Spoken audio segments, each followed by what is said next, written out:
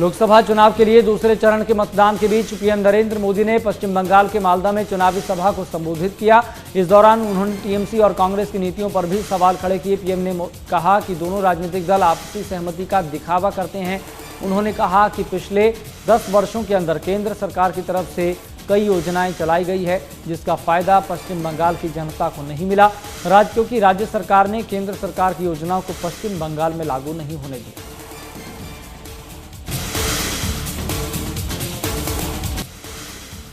लोकसभा चुनाव को लेकर पीएम नरेंद्र मोदी का प्रचार अभियान जारी है।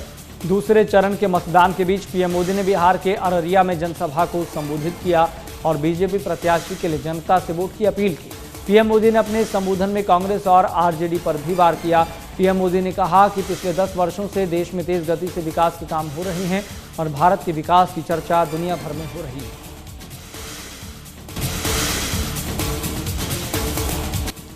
लोकसभा चुनाव को लेकर गृह मंत्री अमित शाह अलग अलग राज्यों में बीजेपी प्रत्याशियों के लिए चुनावी प्रचार कर रहे हैं और इसी कड़ी में उन्होंने मध्य प्रदेश के गुना में जनसभा को संबोधित किया। बीजेपी प्रत्याशी ज्योतिरादित्य सिंधिया के समर्थन में जनता से वोट की अपील की। गृह मंत्री अमित शाह ने कहा कि सिंधिया परिवार ने गुना के विकास में अहम भूमिका निभाई है। बच्चों को शिक्षा देने से लेकर गरीब परिवार की महिलाओं को रोजगार देने का काम सिंधिया परिवार ने किया है।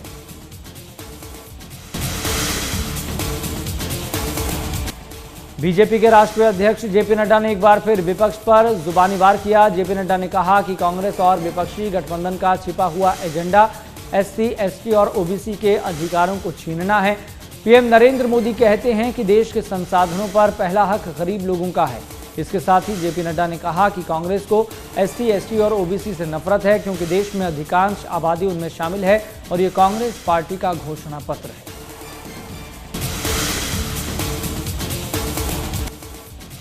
ईवीएम और वीवीपैट से जुड़ी सभी याचिकाओं को सुप्रीम कोर्ट ने खारिज कर दिया है। बता दें कि ईवीएम और वीवीपैट वेरिफिकेशन को लेकर सुप्रीम कोर्ट में याचिका लगाई गई थी और बैलेट पेपर से चुनाव कराने की मांग की गई थी, जिसे जस्टिस संजीव खन्ना और जस्टिस दीपांकर दत्ता की बेंच ने सभी याचिकाओं को खारिज किया। सुप्रीम कोर्ट ने अहम फैसले में साफ कर दिया है कि मतदान ईवीएम मशीन से ही होगा। ईवीएम वीवीपैट का 100% मिलान नहीं किया जाएगा। मंडी संसदीय क्षेत्र से बीजेपी प्रत्याशी कंगना रनौत ने फिर कांग्रेस पर जुबानी हमला बोला। अपने गृह क्षेत्र सरकाघाट के बलदादवाड़ा में बीजेपी पन्ना प्रमुख सम्मेलन में पहुंची कंगना रनौत ने कहा कि कांग्रेस परिवारवाद को बढ़ावा देने वाली पार्टी है। सिर्फ नेताओं की बेटे और बेटियों को राजनीति में आगे लाने के लिए मौका दिया जाता है, जबकि दूसरी ओर बीजेपी है जहां साधारण से कार्यकर्ता को भी टिकट मिलते हैं और उन्हें काम के आधार पर आगे बढ़ने का मौका दिया जाता है। पीएम नरेंद्र मोदी ने महिलाओं के लिए विधानसभा और लोकसभा में 33% आरक्षण दिया। इससे महिलाएं भी बड़ी संख्या में आगे आएंगी।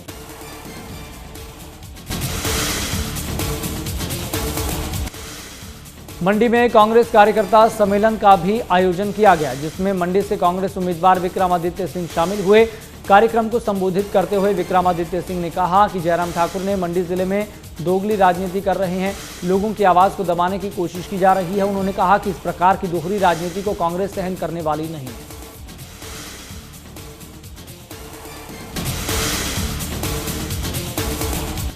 सोलन में बीजेपी प्रदेश अध्यक्ष डॉक्टर राजीव बिंदल ने प्रेस कॉन्फ्रेंस की। इस दौरान उन्होंने कहा कि इंडी गठबंधन नहीं चाहता कि देश में फिर मजबूत सरकार बने।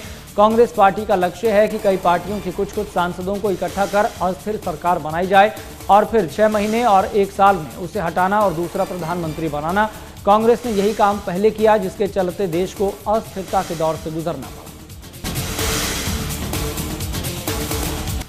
बीजेपी के प्रदेश अध्यक्ष राजीव बिंदल की तरफ से कांग्रेस पर केंद्र सरकार में अस्थिर सरकार के आरोपों पर कांग्रेस के प्रदेश कार्यकारिणी अध्यक्ष संजय अवस्थी ने पलटवार किया। उन्होंने कहा कि राजीव बिंदल की तरफ से लगाए गए आरोप निराधार हैं। केंद्र में जब भी कांग्रेस की सरकार बनी स्थिर सरकार रही, लेकिन बीजेपी की मानसिकता स्थिर सरकारों को अस्थिर करने की है, जिसका उदाहरण देश की कई राज्यों में देखने को मिला। हिमाचल में भी बीजेपी ने सरकार को अस्थिर करने की कोशिश की। नाहन की ग्राम पंचायत कठवाड़ के गांव पिपलात में बीते 20 दिनों में पेयजल संकट और लगातार गहराता जा रहा है। इसी समस्या को लेकर स्थानीय लोगों ने डीसी सिरमौर सुमित खिमटा से मुलाकात की, तो इलाके की समस्याओं को जानकारी देते हुए समाधान की गुहार भी लगाई। सिरमौर में लोकसभा चुनावों को लेकर इंटर स्टेट नाकों पर पुलिस ने अपनी नजर कड़ी कर दी है।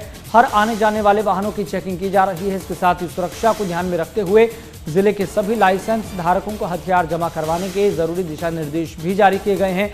अब तक 75% हथियार पुलिस चौकी में जमा हो चुके हैं, जबकि अन्य लोगों को भी हथियार जमा करवाने को लेकर पुलिस विभाग और पंचायत स्तर पर पहुंचकर जागरूक किया जा रहा है।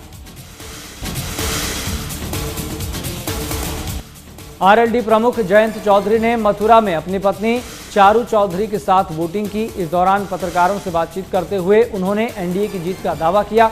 जयंत चौधरी ने कहा कि लोगों ने 10 साल बीजेपी की सरकार चुनी है। लोग सरकार के काम से प्रभावित होकर फिर बीजेपी गठबंधन की सरकार बनाएंगे।